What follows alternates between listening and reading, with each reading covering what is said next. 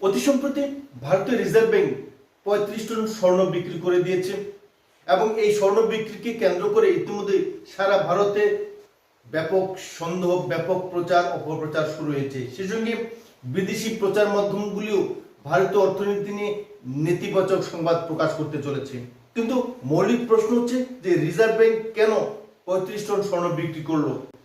এই স্বর্ণ বিক্রি করার পেছনে কি কারণ রয়েছে? জনমনে ব্যাপক সন্দেহ এবং প্রশ্ন দেখা দিয়েছে। ভারতীয় জনগণের মধ্যে যে সমস্ত প্রশ্নগুলি বারবার ঘুরে ফিরে বেড়াচ্ছে তা হলো, রিজার্ভ ব্যাংক এই স্বর্ণ বিক্রির মাধ্যমে কি দেশের অর্থনীতির নেতিবাচক দিকগুলি সামনে তুলে ধরছে? অর্থাৎ দেশ কি অর্থনৈতিকভাবে বিধ্বস্ত হতে যাচ্ছে? ঠিক তেমনিভাবে আরো একটি প্রশ্ন বারবার ঘুরে ফিরে বেড়াচ্ছে জনমনে, তা হলো স্বর্ণের দাম কি আরো পড়ে যাবে? এই আশঙ্কাতে কি রিজার্ভ ব্যাংক স্বর্ণ বিক্রি করতে শুরু করে দিয়েছে? যে প্রশ্নটা জনগণের সামনে বারবার ভেসে আসছে তা হলো, দেশ পরিচালনার জন্য সরকারের কাছে কি যথোপযুক্ত অর্থ নেই? তার জন্য কি রিজার্ভ ব্যাংক 35 টন স্বর্ণ বিক্রি করে দিয়েছে? এই সমস্ত অনেক প্রশ্ন জনমনে ব্যাপকভাবে চর্চিত হচ্ছে, আলোচিত হচ্ছে।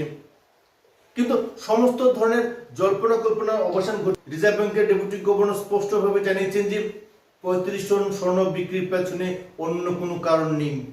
দেশের মুদ্রা ভান্ডার স্থিতিশীল রয়েছে, দেশের অর্থনীতি মজবুত রয়েছে, কিন্তু ডলারের সঙ্গে টাকার বিনিময় মূল্যের যে ফারাক, অর্থাৎ টাকার মূল্যমান হ্রাস পাওয়ার ফলেই এই ধরনের সিদ্ধান্ত নিতে হয়েছে।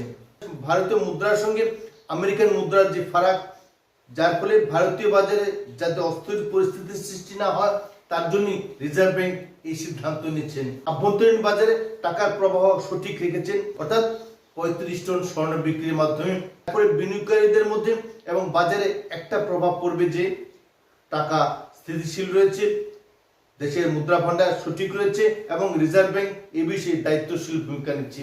যার ফলে ডলারের সঙ্গে ভারতীয় মুদ্রার যে ফারাক তা ক্রমশ স্থিতিশীল হওয়ার সম্ভাবনা।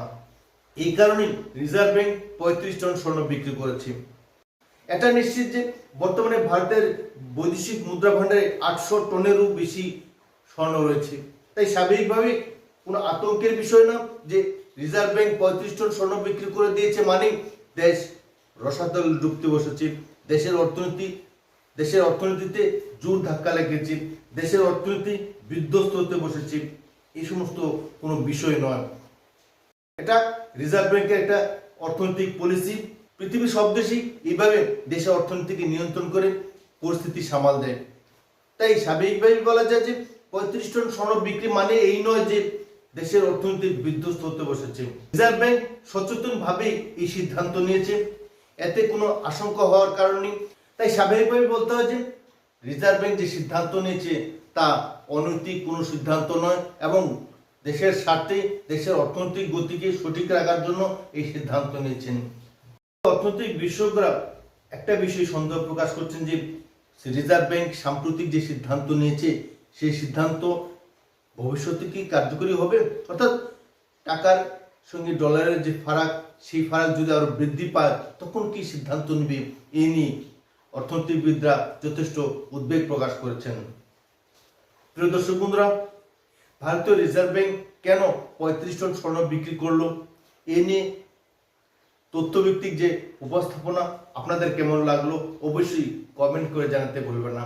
ধন্যবাদ সকলকে আজকের প্রতিবেদনটুকু দেখার জন্য। অনুষ্ঠানটি যদি ভালো লেগে থাকে তাহলে অবশ্যই ইউটিউব চ্যানেল ফাইন্যান্স প্ল্যানারকে সাবস্ক্রাইব করে নেবেন।